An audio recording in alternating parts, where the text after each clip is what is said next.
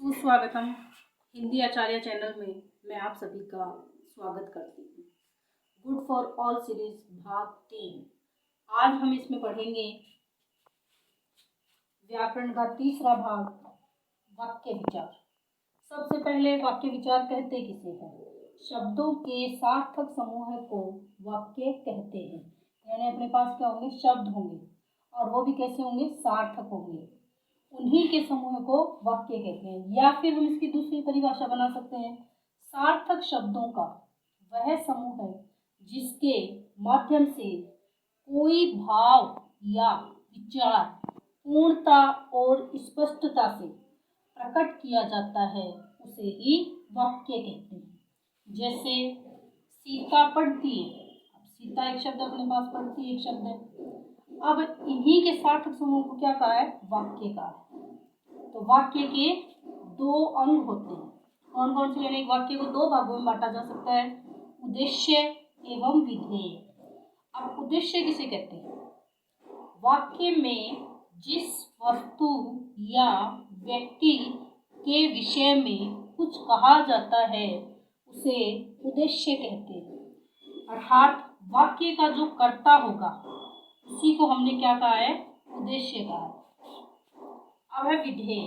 वाक्य में उद्देश्य के अलावा शेष बचे हुए भाग को विधेय कहते हैं। यानी एक वाक्य को दो भागों में बांटा जा सकता है, उद्देश्य और विधेय में।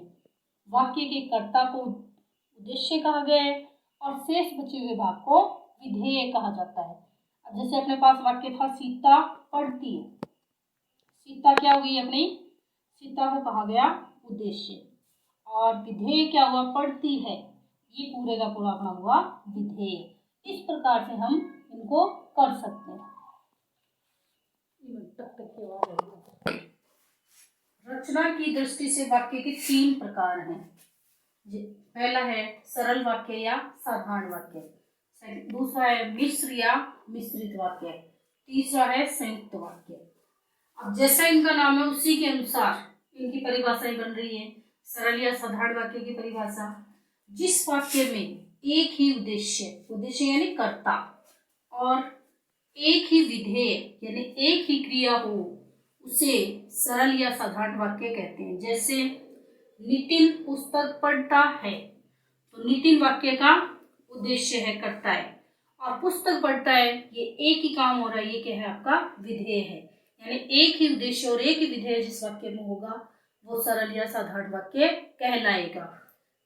दूसरा है मिश्र या मिश्रित वाक्य, जिस वाक्य में एक उपवाक्य और एक या एक से अधिक आश्रित यानी उस पर आश्रित होगा, प्रधान पर उपवाक्य हो, उसे मिश्र या मिश्रित वाक्य कहते हैं।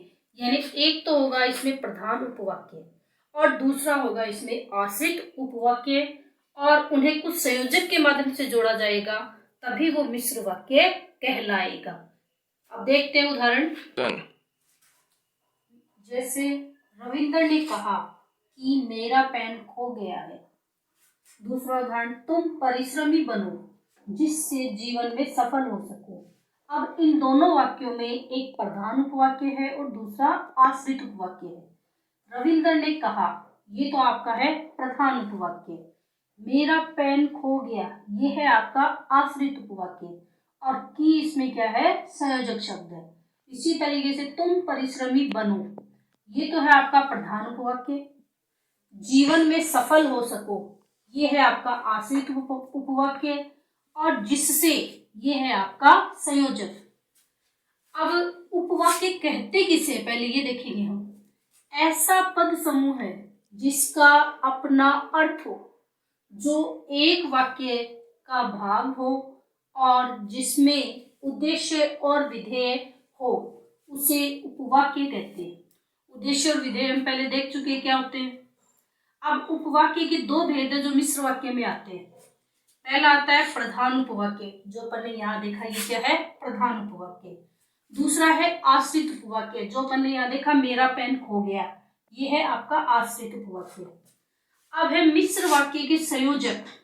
अब मिश्र वाक्य की जो पहचान है उसके संयोजक से की जाएगी, और ये संयोजक जो है आपके आश्रित वाक्य से पहले लगे हुए आपको मिलेंगे।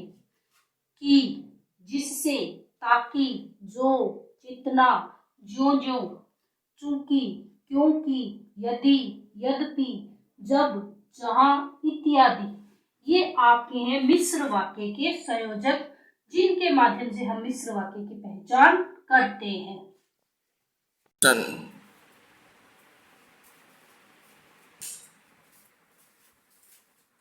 आश्रित उपवाक्य 3 प्रकार के होते हैं: संज्ञा उपवाक्य, विशेषण उपवाक्य और क्रिया विशेषण उपवाक्य। अब है संज्ञा उपवाक्य किसे कहते हैं? जो उपवाक्य किसी वाक्य में संज्ञा की भांति कर्म यानी सकर्मक या कर्म पूर्वक यानी अकर्मक का कार्य करता है, उसे संज्ञा उपवाक्य कहते हैं। संज्ञा उपवाक्य की से प्रारंभ होता है, यानी ये इसकी पहचान है कि संज्ञा का जो उपवाक्य होगा वो की से प्रारंभ होगा।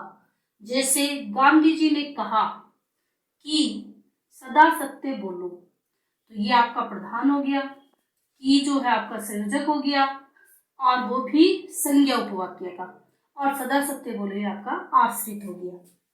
अब दूसरा है विशेषण उपवाक्य। जो उपवाक्य प्रधान उपवाक्य की किसी संज्ञा या सर्वनाम की विशेषता का बोध कराता है, उसे विशेषण उपवाक्य कहते हैं। जैसे अपन देखते हैं ना, विशेषण की परिभाषा होती है कि संज्ञा और सर्वनाम की विशेषता बताने वालों को, उसी तरीके से यहाँ उपवाक्य प्रधान उपवाक्य की किसी संज्ञा या सर्वनाम की विशेषता का बोध कराएगा, उसे विशेषण उपवाक्य कहेंगे। जैसे जो प्रयास करेगा वह सफल होगा, ये आपका विशेषण उपवाक्य होगा। तीसरा है आपका क्रिया विशेषण उपवाक्य। जो उपवाक्य प्रधान उपवाक्य की क्रिया की किसकी विशेषता बताएगा? क्रिया की विशेषता बताता है, उसे क्रिया विशेषण उपवाक्य कहते हैं। जैसे जब तुम बुलाओगे तब मैं आऊंगा, ये आपका है क्रिया विशेषण उपवाक्य। तीनों में अपन ने देख लिया, इसकी पहचान की होगी, संज्ञा की भांति काम करेगा, और दूसरे वाले में अपन ने देखा संज्ञा और सर्वनाम की विशेषता बताई जाएगी, और तीसरे में अपन ने देखा क्रिया की विशेषता बताई जाएगी। इस प्रकार से आश्रित उपवाक्य के 3 प्रकार हमने देखे हैं। तीसरे प्रकार का वाक्य है अपना संयुक्त वाक्य। जिस वाक्य में 2 या 2 से अधिक सरल या मिश्र वाक्य संयोजक अव्यय द्वारा संयुक्त रूप से संयुक्त अर्थ है जुड़ना हो, और जो परस्पर आश्रित न होकर समान रूप से प्रधान हो, उसे संयुक्त वाक्य कहते हैं। या फिर हम ऐसे कह सकते हैं, 2 या 2 से अधिक सरल वाक्यों को संयोजक के माध्यम से जोड़ा जाए, उन्हें संयुक्त वाक्य कहते हैं। जैसे राम पुस्तक पढ़ता है, ये अपने पास सरल वाक्य है। श्याम खेलता है, ये भी सरल वाक्य है। और क्या है? इसका संयोजक है जिससे इनको जोड़ा गया है। अगर हम चाहें तो इन दोनों वाक्यों को अलग अलग रख सकते हैं, तब ये अपने मूल रूप में यानी सरल वाक्य के रूप में देखे जाएंगे, और संयोजक लगाने से ये संयुक्त बन जाएंगे, जुड़ जाएंगे दोनों, और संयुक्त वाक्य कहलाएंगे। मैं आया और वह गया, तो यहाँ भी मैं आया ये अपने आप में सरल वाक्य है, वह गया यह भी सरल वाक्य है, और संयोजक से इसको जोड़ा गया है। तो इस तरीके से मैं आया और वह गया पूरा जो वाक्य है वो संयुक्त वाक्य कहलाएगा। अब जिस तरीके से अपन ने मिश्र वाक्य में संयोजक शब्द देखे थे, उसी तरीके से संयुक्त वाक्य के भी कुछ संयोजक शब्द है, जैसे और, लेकिन, किंतु, परंतु, इसलिए, तथा इत्यादि। ये आपके संयुक्त वाक्य की पहचान करने में काम आएंगे, और बीच में संयोजक के रूप में, संयोजक अव्यय के रूप में ये काम में लिए जाते हैं। अब मैं आपको एक ऐसा उदाहरण बताती हूँ जिसके माध्यम से हम तीनों प्रकार के वाक्य को पहचान सकते हैं। अगर एक मात्र ये उदाहरण अपन याद रख लें तो वाक्य जो है तीनों प्रकार के रचना की दृष्टि से उन्हें हम याद रख सकते हैं। जैसे मोहन हिंदी पढ़ने के लिए शास्त्री जी के यहाँ गया। अब यहाँ कोई भी संयोजक नहीं आ रहा है, एक उद्देश्य है और एक ही विधेय है, इसलिए ये आपका सरल वाक्य है। अब इसी सरल वाक्य को हम मिश्र वाक्य में बदलेंगे। मोहन शास्त्री जी के यहाँ पढ़ने गया है। क्योंकि क्या है आपका मिश्र वाक्य का संयोजक है। उसे हिंदी पढ़नी है, ये आश्रित वाक्य हो गया। तो यहाँ आपका ये बना मिश्र या मिश्रित वाक्य। इसी तरीके से तीसरा जो प्रकार है, मोहन को हिंदी पढ़नी है और वह शास्त्री जी के यहाँ गया। अब और जो है इसमें संयोजक लगा दिया गया, दो सरल वाक्य बना दिए गए, इसलिए ये संयुक्त वाक्य का उदाहरण है।